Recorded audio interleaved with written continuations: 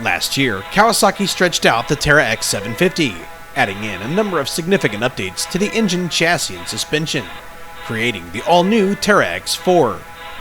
Subtle improvements in each aspect of performance added up to an overall better vehicle. We were very excited about the woods-friendly 4-seater and wondered how long it would take for its updates to find their way onto the 2-seat Teryx. Inspired by Kawasaki's improvements to the Teryx 4, we decided to apply the same formula to our 2-seat Teryx Sport. We wanted to make the machine handle better, enhance its engine performance, and improve its comfort, without reinventing the machine or breaking the bank. Up first was power. We wanted to enhance performance, but didn't want all the extra noise and added maintenance that accompanies most aftermarket exhausts. Gigbson Performance's Superflow SFT exhaust is claimed to add 7 horsepower to the Teryx. The slip-on system is constructed of stainless steel and comes in either a satin or high-temperature black ceramic finish. The exhaust comes with a USFS-approved spark arrestor tucked inside the polished T304 stainless steel end cap. Gigbson offers an accessory turn-down end cap, redirecting heat and sound while providing a different look. The coolest feature of the Gigbson exhaust system is its packing-free design. Instead of relying on fiberglass to absorb sound, Gigbson uses the internal design and shape of the muffler to reduce noise output, the same way they do on their high-performance truck and automotive exhausts. This means you never have to repack it. Next, we focused on handling. During our stock woods test, we spent some time dialing in the Teryx suspension, adding preload to the front shocks and backing some out of the rear to better balance the ride. At this point, we figured swapping out the stock general-purpose bi-sply tires would be the most cost-effective upgrade. CST's latest tire offering for side-by-sides is the Clincher. This tire features a 6-ply radial construction with a rim guard. The Clincher is designed for hard-packed to intermediate conditions. Interlocking C-shaped center knobs put more rubber on the ground in dry conditions for better traction and a smoother ride.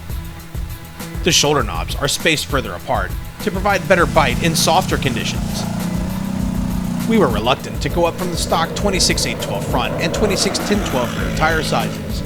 However, CST felt their 27/9/12 front and 27/11/12 rear Clinchers were a better size for most UTVs.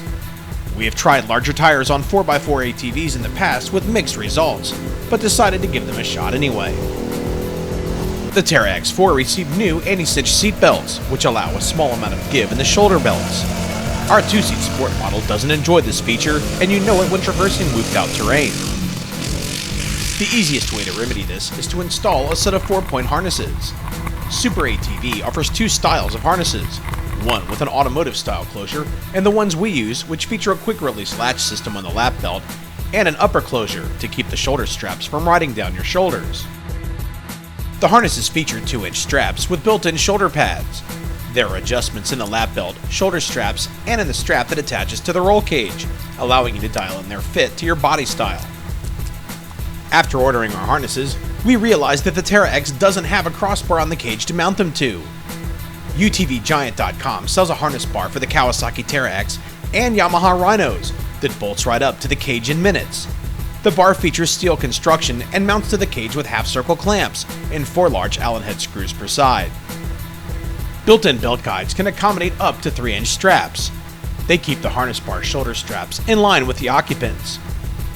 The bar can easily be raised or lowered to change the harness's shoulder strap mounting point.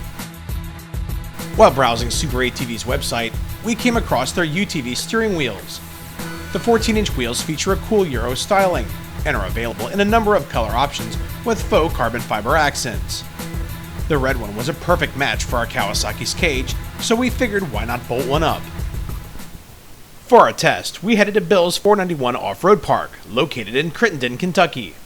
The park is only 40 minutes from Cincinnati and features 250 acres, open to ATVs, side-by-sides, trucks, buggies, and bikes.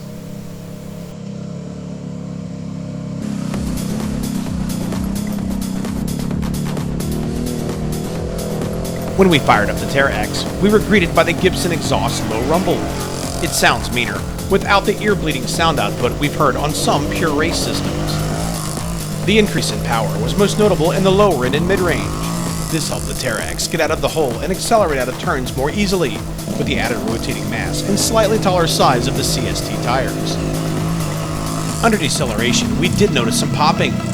The Gigbson exhaust clearly flowed better than stock as it leaned the Teryx out a bit.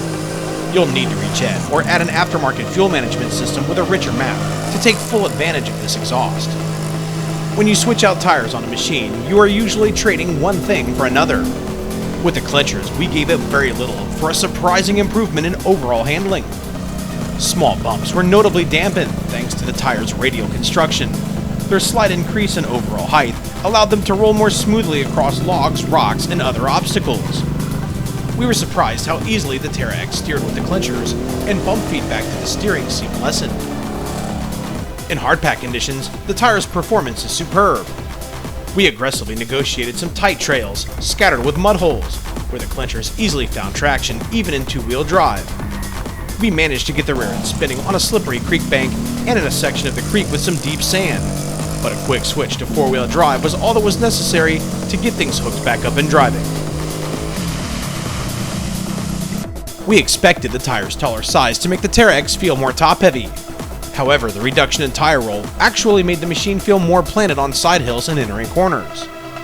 We still noticed some front-end push when charging tight turns, however this trait seemed lessened with the Clinchers. Stomp the gas and the rear end can be slid around predictably. The tire's extra size and weight may slightly hamper acceleration, but the overall improvement in handling is worth way more in our opinion. Adding 4-point harnesses is the first modification we'd make to any sport side-by-side. When pushing the performance capabilities of the machine, the Super ATV harnesses and UTV Giant harness bar kept us securely in our seats. They increase safety, helping you relax and enjoy the ride in much greater comfort. It takes a few extra seconds to get buckled in, but it's well worth it. Looking back on our test, we'd have to say that 4 of the products we used offered noticeable to significant improvement over stock. The build should only take you about 3 hours to put together and add up to one sportier Teryx. For around $1,300, we are extremely impressed with the results of our build, renewing our enthusiasm for the sportiness of the Kawasaki Teryx Sport.